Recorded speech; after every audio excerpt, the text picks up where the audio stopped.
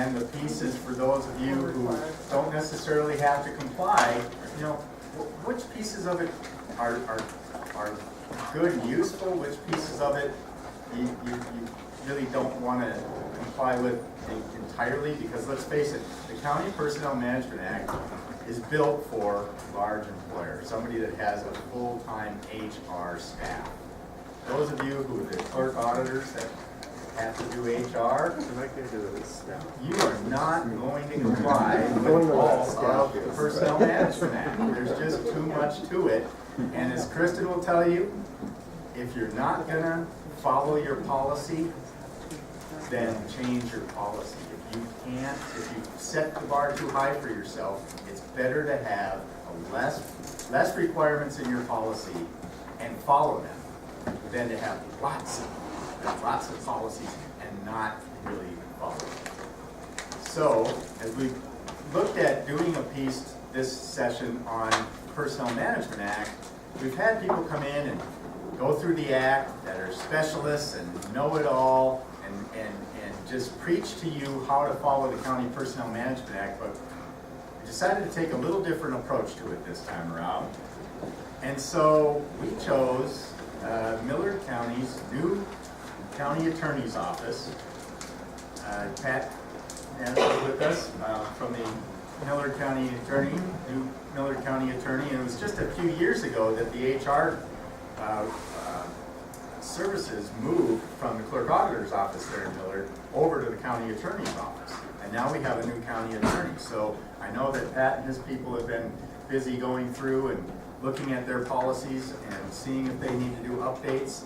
So today we're going to approach this as someone Pat's got lots of HR experience, having been in HR before he was the county attorney, but someone new to the County Personnel Management Act who's looking at it for the first time and trying to implement it in their county and have a real good discussion about what's good and what's bad in the County Personnel Management Act and what fits for your county, so that you can decide each county which pieces work for you and which pieces don't. So with that, Pat.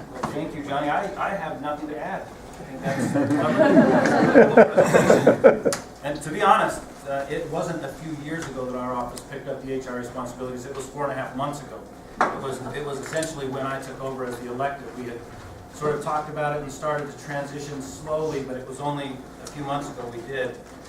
So this is really an interesting and intimidating opportunity for me, for us really. My office colleague Kayla Jackson had hoped to be here. Unfortunately, we overbooked ourselves a little bit this week. We had a couple criminal calendars with in-custody defendants that we couldn't get out of, and it's also our tax sale today, so we're spread a little bit thin. But I think this is really a good opportunity. It's been a good opportunity for us to go through and review. But before we start, there really is one thing you need to know, and that is, and I tell you this so that you can adjust your expectations. I don't know what I'm talking about at all. Johnny said I've been in HR. I was in risk management as a component of a corporate HR department, but I had nothing to do with HR as a whole. Risk management is really what I did, and even within the sphere of risk management, what I did was basically contract review. So I really don't know what I'm talking about. I am absolutely not an expert. But I think that when Sonia contacted me and when they started to formulate the idea for this segment, obviously they didn't want an expert to stand up here and give you a presentation, or they would have chosen one of you, not me. I would be there listening, and it's really unfortunate that we are spread so thin this week, because as I look at the agenda for this conference, I wish desperately that we could have been here for the whole thing. This would have been enormously helpful for us in our office. There's much that we could have learned and applied here. It's also unfortunate for you. Anyone who knows Kayla knows that next to her, I am basically a hideous gargoyle with zero communication or presentation skills. I think you'd have been a lot better off with her, but it is what it is. And she's not here, and I am here, so we'll do the best we can. A little bit of background. Again, our office just barely took over these responsibilities it's part of a kind of a massive structural shift, both within our office and within Millard County government structure as a whole. Now, I can tell you absolutely that even if in Millard County, if we count all of our classified employees, all of our exempt employees, all of their immediate families, and their immediate neighbors, we are still a small county. We still are not one that has to comply with the act. But so we're clearly in that camp. But as we go through, what I hope to do is find out a little bit more about what you're doing. As Kayla and I talked about this, we decided that we were going to approach this as parasites. We weren't even going to stand up here and pretend like we knew anything. We were basically going to use this format to improve our policy and to make our lives easier in Millard County. Before that, though, a little bit of background about our office and about me and sort of where we come from in terms of human resources and so on. Millard County, I think, has been one of the last holdouts. We clung to the old-fashioned model that probably most of your smaller counties employed 20, 30, 40 years ago. But I think we're the last one. San Juan had something somewhat similar, I believe, but I think we're it. And what that model was until just a few months ago for us is you've got an elected county attorney who basically works out of his private office, uses his private staff, continues to represent his private clients. And I think the reason for that is there was an expectation that nobody expected that person to walk away from his livelihood to serve a couple terms as county attorney, and basically you take turns. Well, a few years ago, our elected, who was doing just that, he was working in Delta in his private office. I was working in Fillmore as a dedicated government employee, the deputy county attorney doing the criminal prosecution. Well, last year he decided he wasn't going to run again, and after discussion with the 8 or 9 attorneys that live in Millard County, it was decided that it was my turn. So I ran unopposed, was elected, became the county attorney. I didn't have a private office. I didn't have a private staff. I had been working for 9 years as the chief deputy doing the criminal prosecution. So it was really an opportunity for us to kind of move into the current century and bring ourselves into conformity with everybody else in the state.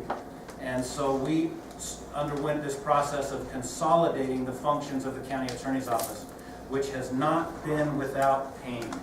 It's been probably a bigger headache and hassle than I imagined that it would be. But it's also been a good thing, and I've relied heavily on Johnny and Sonia and Corby at USIP and the UAC people, and as well as a lot of the other county attorneys in the state have been just wonderfully helpful as we've tried to make this transition. Along with that, Millard County, it might surprise you, but we are not one of Utah's growth counties. We're not anyone's bedroom community. It's really inconvenient. If you're going to Millard County, I mean, other than just driving through Fillmore on I-15, but if you're going there, you're going there. You're not typically on your way somewhere else. So we're fairly remote in terms of we're not a likely bedroom community for the Wasatch Front, for Cedar, for St. George. So we haven't seen much growth. And we've also relied pretty heavily for the last several decades on a few really big centrally assessed properties for our revenue base. Well, as those properties decline in value, they depreciate, we find ourselves fighting with them every year just to maintain our sources of revenue. And it's forced us to sort of shift things around a little bit within our county. And just to shorten the story, essentially what's happened is, as our office has underwent these changes in structure, most of the HR function moved from our auditor's office to our office.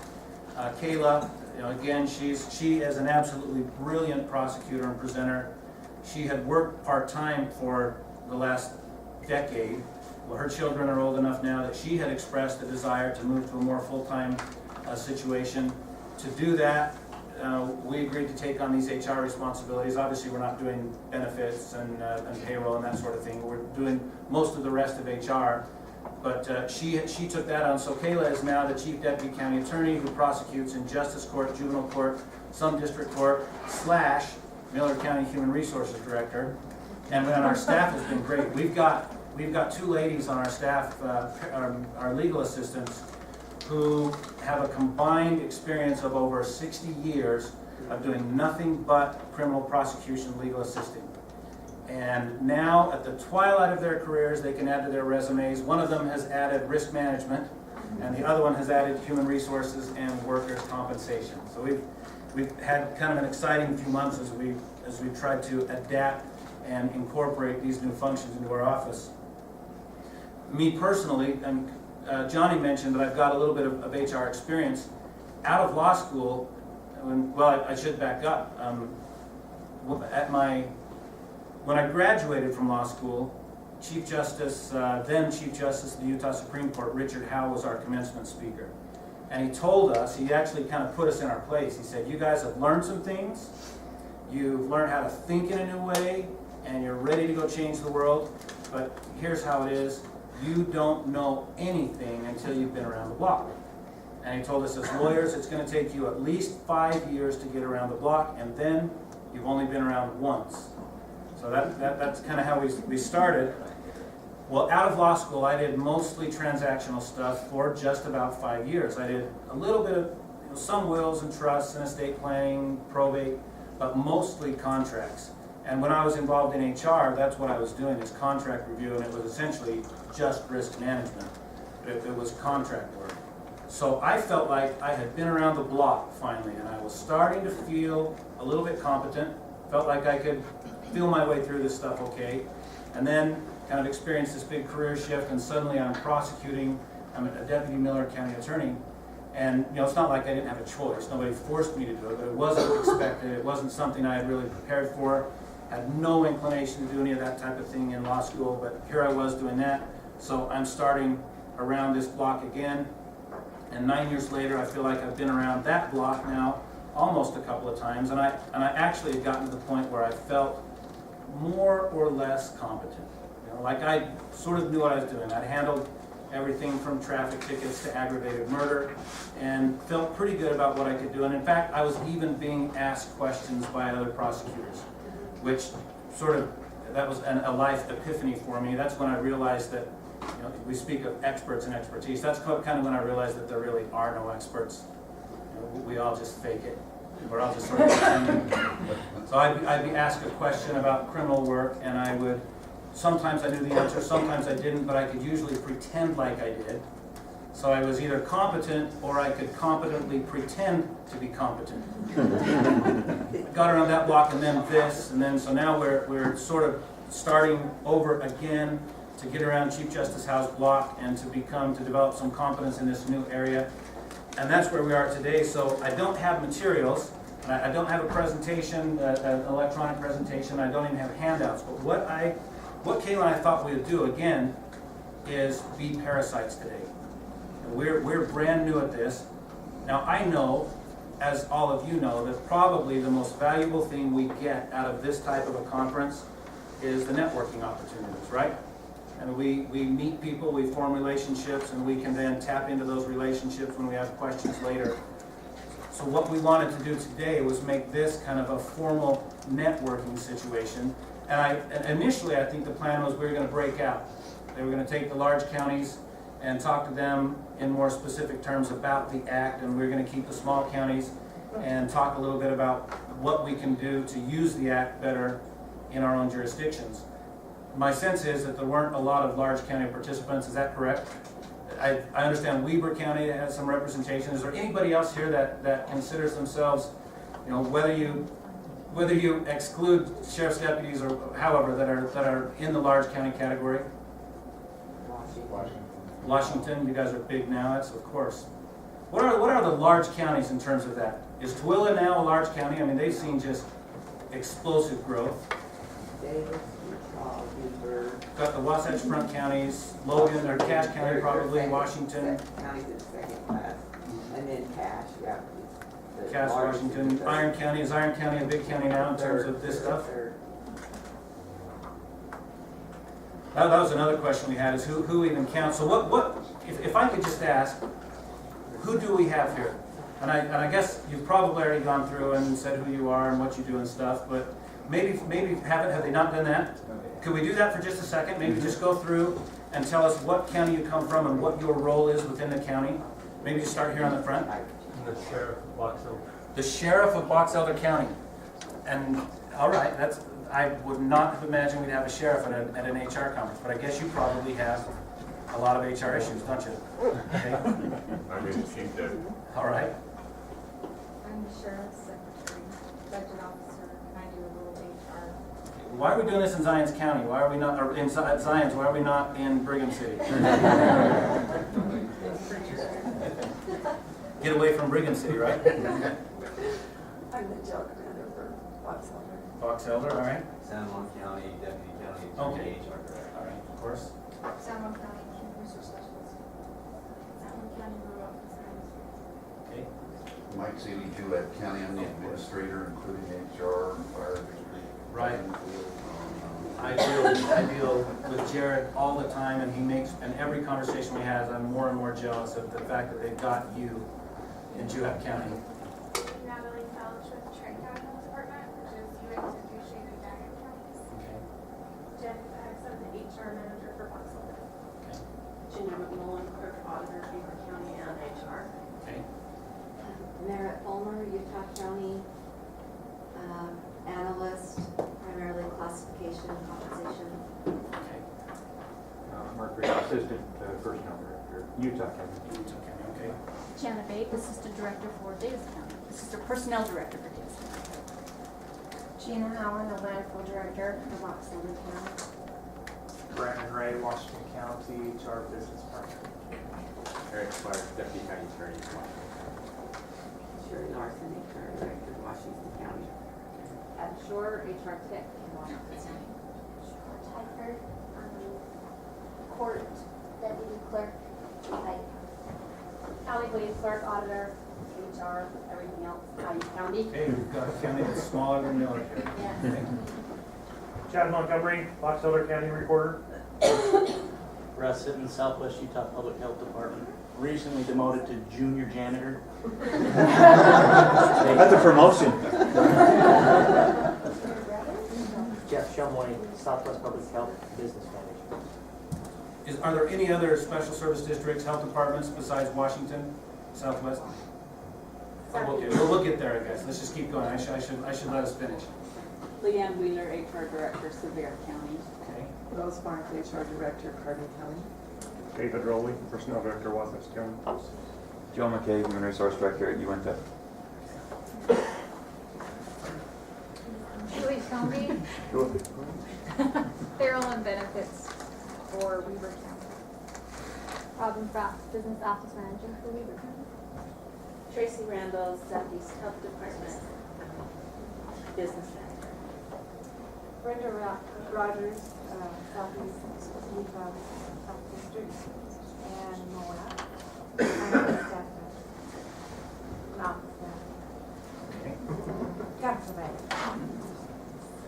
Betsy Cummings, I am the HR assistant in Iron County. Rhonda Gatt, HR director in King County. Go Cowboys.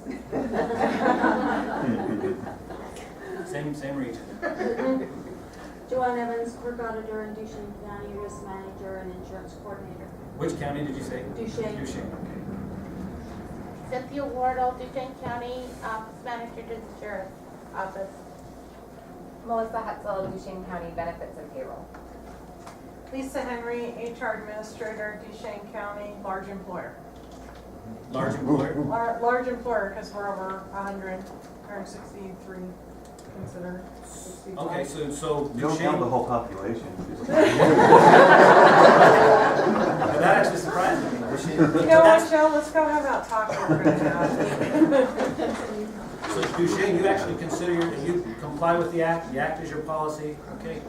Well, that's, HR director position based on that act, so, yeah. well, this is very interesting to me because we've got some people who wear about 25 different hats, and we've got some very, very specific assignments here in the room today. It makes this discussion, I think, on the one hand, a little bit difficult, but on the other hand, kind of productive. But as Kayla and I talked about this, we decided that from a small county perspective, there are really 4 ways to approach the act. First, and this is probably kind of more in line with large counties, is you just adopt the act. The act becomes your personnel policy, period. It's what you rely on to guide your decisions. That would be the first approach. So maybe, I guess if you want to take notes, and I don't know how useful my notes for me would be, but we got whole act. Second approach that we identified was maybe you've just adopted parts of the act. You've adopted some of the language from the act into a more comprehensive HR policy within your counties.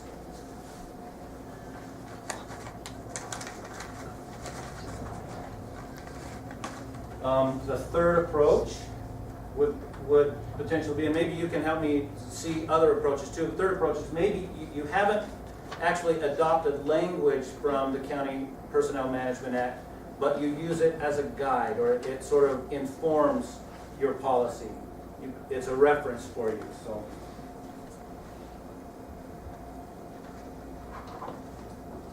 and the fourth approach, and this, in all honesty, was both Kayla and I, before we were given this assignment. You've never heard of the act, you didn't know that there was a Chapter 33 in Title 17, and it seems to have absolutely nothing to do with your personnel policy, so none. I would guess that among small counties, except for Duchesne, who likes to flex muscles and pretend like they're a large county. Now, wait a minute.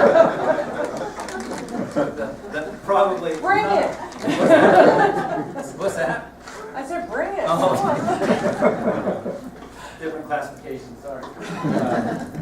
I suspect probably that there aren't very many counties that have just adopted by resolution or some other way, or simply just by default, that are using the entire Personnel Management Act as your policy. Am I wrong there? Is there a small county who relies entirely and exclusively on the act as your HR policy?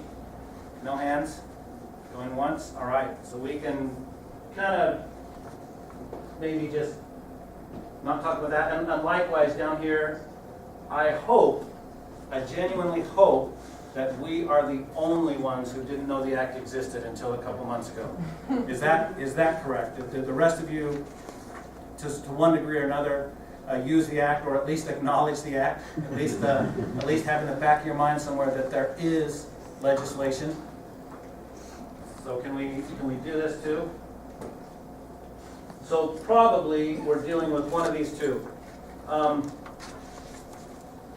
Let's talk for a minute about this quadrant 2 here, that you actually have incorporated all or part of the act into maybe a more comprehensive HR policy.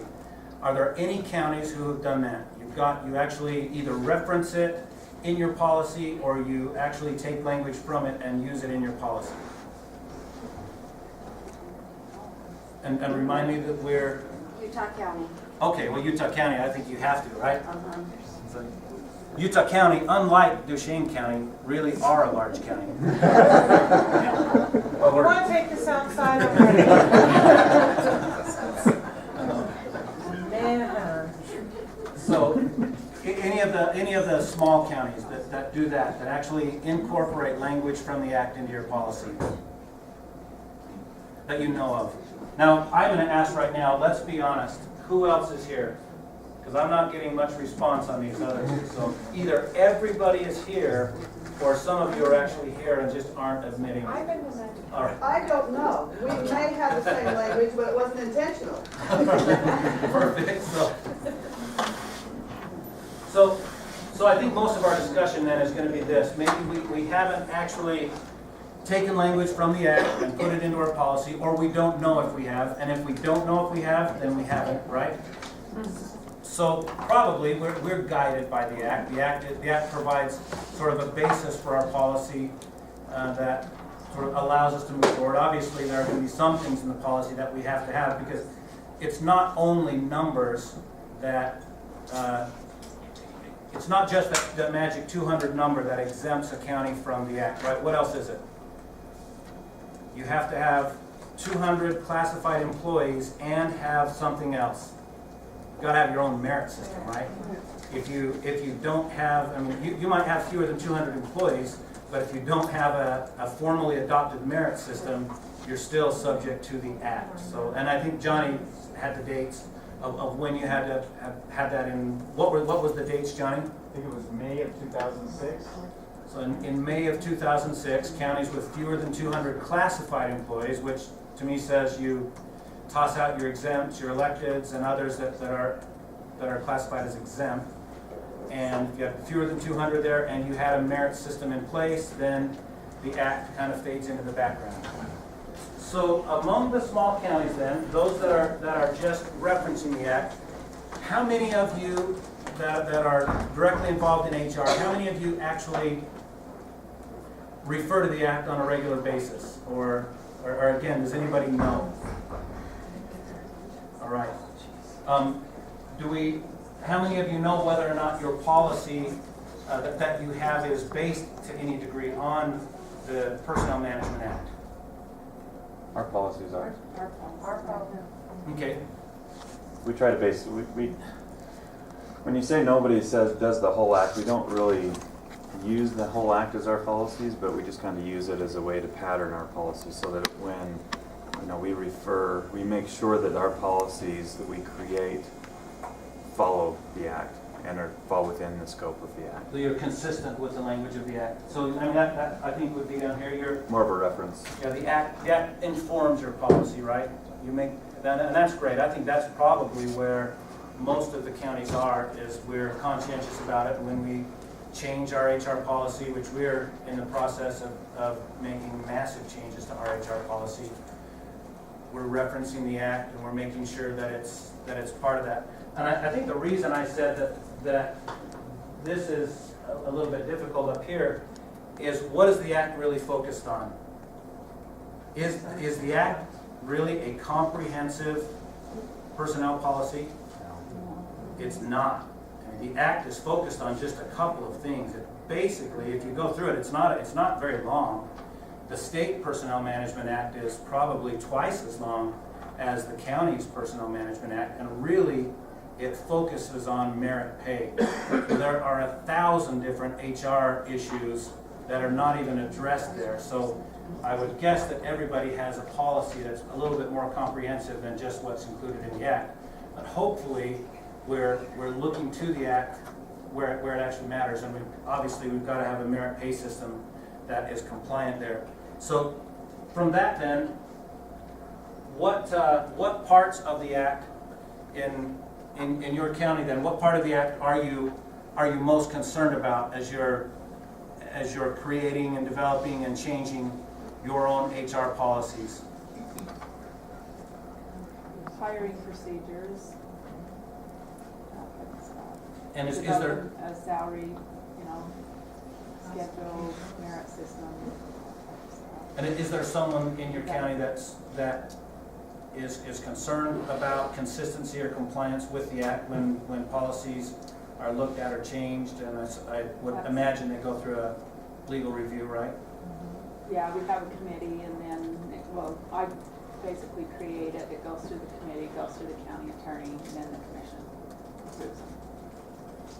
Okay. Anybody else there? Any other thoughts on what parts of the act are you most concerned with when you're reviewing your own policies? Kind of was our sense, is that most of us are basically using the act guides our merit pay system, and we make sure that's compliant with the act, and other than that we probably don't think very much about it. Johnny, any thoughts from you on the crossover large small and how the act applies?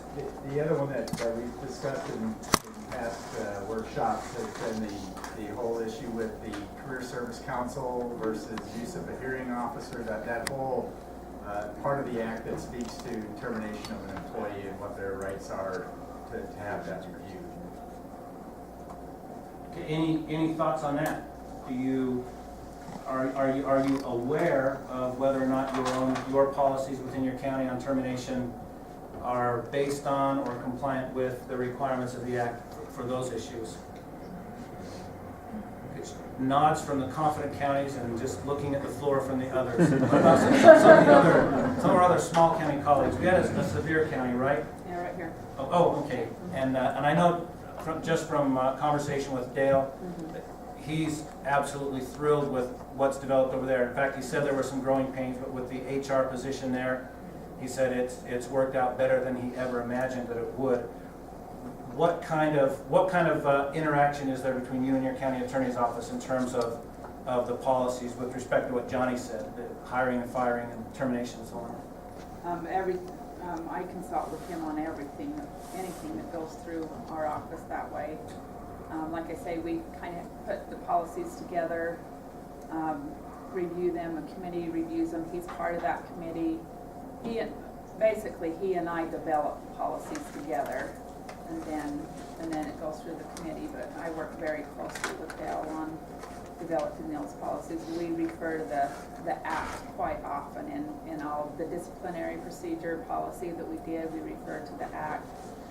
The hiring procedures we did, the merit system, pay system that we did, so all of that, we work together with that on developing those. Thank you. Juab County.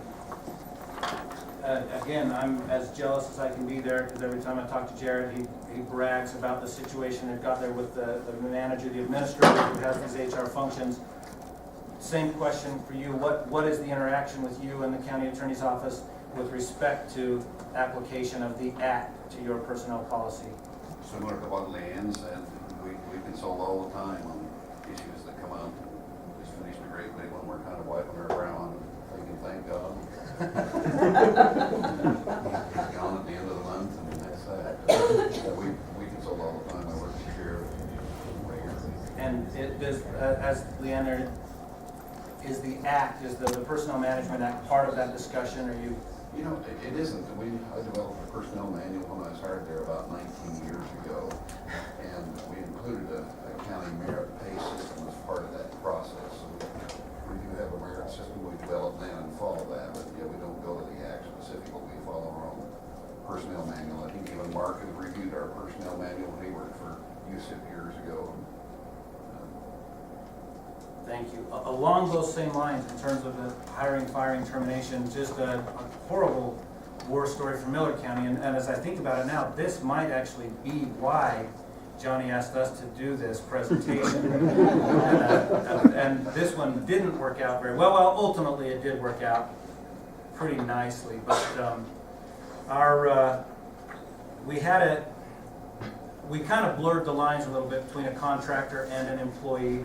And his contract was terminated, and it resulted in litigation. Ultimately, he was killed in a car accident, but his estate kept the litigation alive, and it ended up in a full-blown federal court trial.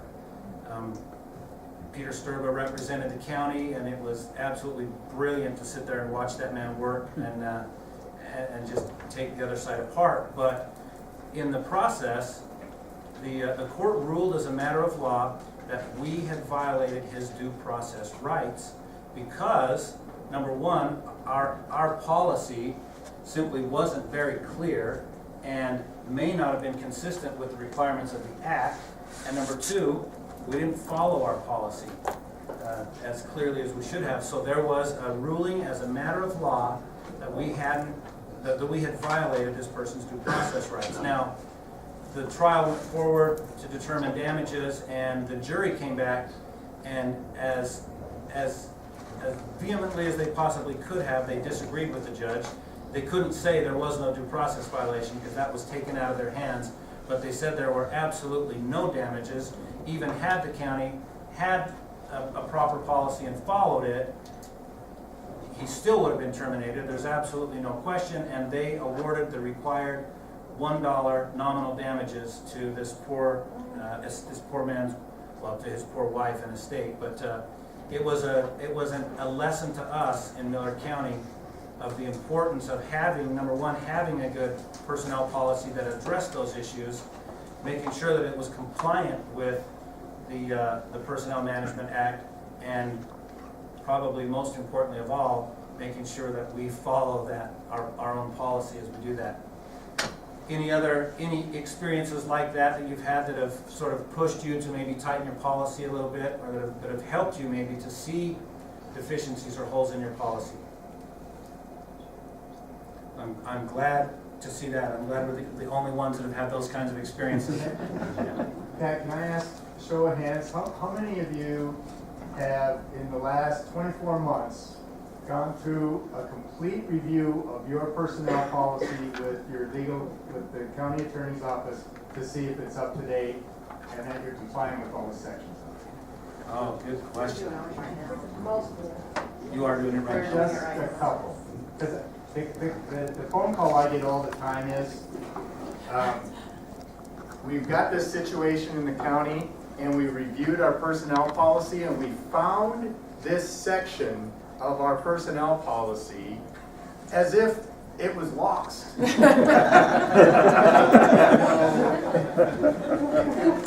was off in the corner somewhere and nobody saw it for years. So if you haven't done that, it's those sections of the policy that you don't regularly go to will sneak up on you at the worst time. So again, I think that's key, is put that on your project list, is to maybe do it in sections so that it's not a huge project, but go through and make sure you really understand every section of the policy. And if you don't understand it, it's got to be rewritten. Thank you for that, John. Our own litigation brought that out to us. And not only that, but we literally could have lost, and you say we found it as if we lost it. We really could have lost it because our policy was so fragmented. It was here and it was here, and there was this resolution that changed it, but it was never compiled into a single comprehensive policy. Since then, we've at least got that taken care of, but that was an issue in that litigation. Someone else had a comment on that. They were starting and I interrupted with that. I apologize. Anybody else that has, do you all recognize, I guess, the need to do that review and make sure, those of you that are doing it regularly, it sounds like that's done, but others of us, probably more, the smaller the county, the more, the bigger the need to do that. Make sure that we're doing that review, make sure that if we are compliant with, that we're at least consistent. Compliant, probably the wrong word given the language of the act itself, but just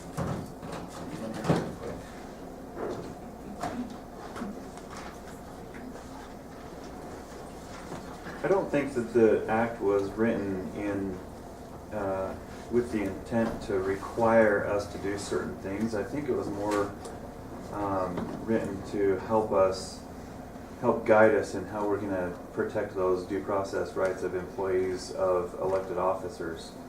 Because I think a lot of times, you get into the concern of you have a new elected office official who doesn't like this one employee that, didn't really do anything wrong, is performing satisfactorily, but has a personality clash or whatever with this person in a position that rotates often, and kind of is supposed to just be a protection for that employee against any personality clashes or any issues that they may have with a person that's kind of a temporary elected position. I think that's the intent of it, and to give them the due process rights. I came from the private industry, and I do know that 10 years ago in the private world, we were still going towards the same direction as the County Personnel Management Act. Not all the elements are the same, of course, but we were trying to build into our policy manual due process rights, and even though we didn't have a union or anything like that, but we're just trying to build our policy to give the employee that benefit of the doubt, if you will, and have that good faith effort, because I think the courts really consider that when you get to that level. They're like, well, what opportunities did you give to this employee to correct the problem if you see a problem, and if you give them due process prior to and like an appeal process afterwards, you give them all kinds of outs, if you will, to to ensure that you're not terminating them because of a personality issue or a, you know, a gender or national origin issue or whatever, you know. So it's kind of just in my mind, it's just a safety net, if you will. And even the smaller counties, if they don't want to follow the County Personnel Management Act, that's okay. But I think it's wise to have something in place, kind of like what Mike was talking about, have something in place similar to it to show that that employer has a good faith effort to keep that employee.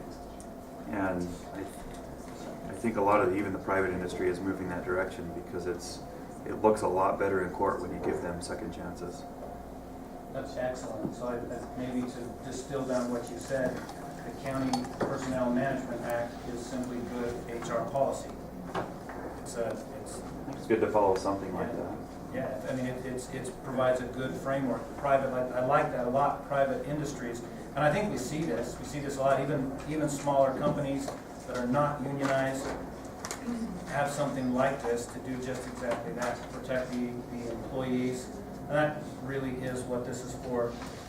And again, it can save us just a massive amount of heartache. I would hope that everybody has just exactly that. Even if you are completely exempted from this and you don't feel like there's even any reason to refer to it, you've got something in place that's going to give your employees that right to save yourself the cost and hassle and heartache of litigation if you can give your employees that type of benefit. Thank you very much for that comment.